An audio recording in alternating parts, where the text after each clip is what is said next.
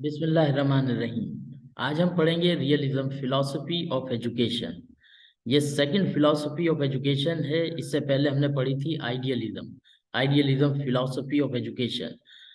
Idealism का जो बानी था वो प्लेटो था, अफलातून था, और रियलिज्म का जो फादर है, जो बानी है, वो है एरिस्टोटल। यानी एरिस्टोटल जो है वो प्लेटो का शागिर्द है, जो इससे इख्तिलाफ रखता था आइडियलिज्म फिलॉसफी से।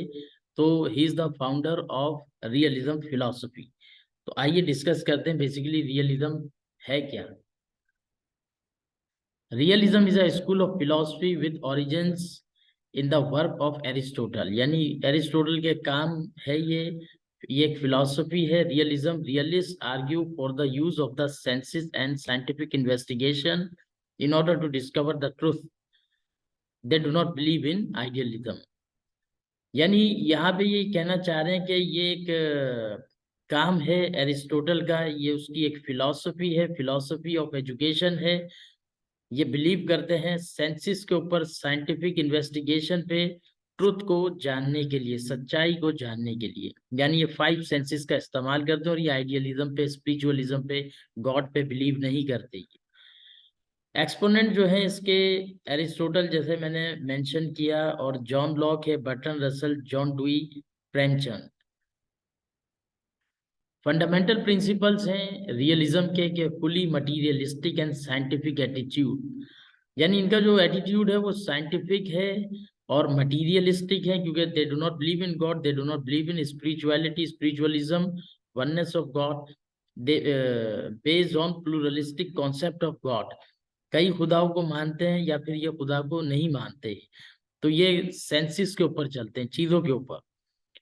यानी जो इनके सेंसेस में आ रही है वही ट्रूथ है, वही सच्चाई है, जो इनके सेंसेस के मुताबिक साइंटिफिक एटीट्यूड रखते हैं ये।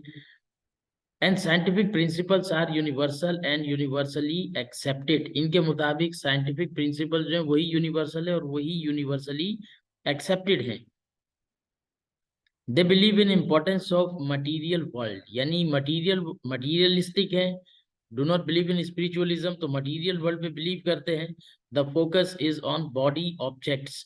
यानी जो बॉडी ऑब्जेक्ट्स हैं चीजों के, उनके ऊपर ये फोकस करते हैं, मटीरियल वर्ल्ड पे। इनके जो प्रिंसिपल ऑफ एजुकेशन है वो ये है कि education is based on science only. यानी एजुकेशन बेस करती है सिर्फ साइंस के ऊपर। दे emphasize on behaviour and experiment. यानी बिहेवियर और एक्सपेरिमेंट पे ये emphasize करते हैं, जोर देते हैं। क्योंकि रियलिज्म, रियलिज्म का मतलब यही है, यानी रियलिटीज जो इनके सेंसेस में है, साइंस के ऊपर बिलीव करते हैं ये। दे अपोज बुक लर्निंग। यानी जो बुक लर्निंग है, जैसे आइडियलिज्म में किताब से स्टूडेंट को सिखाया जाता था और वैल्यूज फिक्स होती थी उसमें, इसमें ऐसा कुछ भी नहीं है, ये बुक के अपोज करते हैं ये। फोकस ऑन एक्सपेरिमेंटल वर्क, और एक्सपेरिमेंटल वर्क के ऊपर ये फोकस करते हैं। They believe in change according to change in life. ये चेंज पे बिलीव करते हैं कि जिंदगी में जो है वो चेंज आता रहता है, तो they also believe in change. Reality keeps changing. इनके मुताबिक रियलिटी जो है वो चेंज होती रहती है, वो स्टैटिक नहीं होती। जो ट्रूथ है वो भी चेंज होता रहता है। Child and his present life are the centre of education. यानी जो बच्चा है और उसकी जो प्रेजेंट लाइफ है वो सेंटर ऑफ एजुकेशन है। ये प्रिंसिपल ऑफ एजुकेशन है इनका। नो स्पिरिचुअल और अल्टीमेट वैल्यू। इनके मुताबिक कोई स्पिरिचुअल या फिर कोई अल्टीमेट वैल्यू, अल्टीमेट ट्रुथ नहीं है। Values change according to difference in time and space. इनके मुताबिक जो वैल्यूज है वो चेंज होती रहती है according to difference in time and space की वजह से ये बदलती रहती है। Man creates values by modifying environment.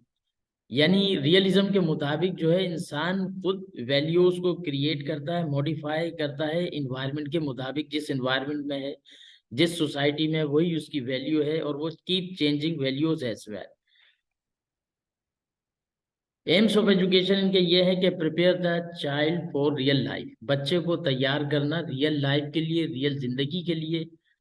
Developing the physical and mental power of a child. बच्चे की फिजिकल और मेंटल पावर को डेवलप करना। Prepare the child for a happy life. और उस बच्चे को प्रिपेयर करना हैप्पी लाइफ के लिए।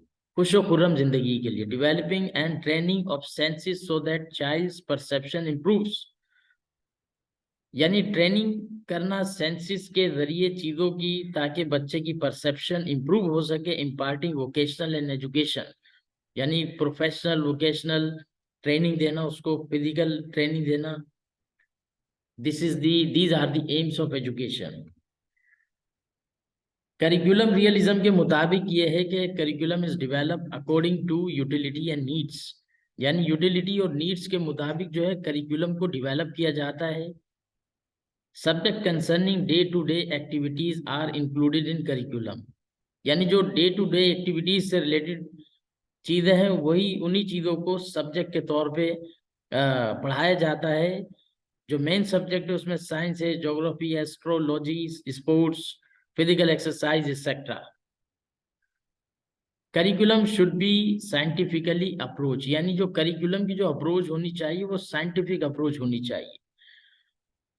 Child's character is develop through training, यानी बच्चे का जो करेक्टर है वो ट्रेनिंग के जरिए डेवलप किया जाना चाहिए, डेवलप किया जाता है करिकुलम के मुताबिक रियलिज्म की।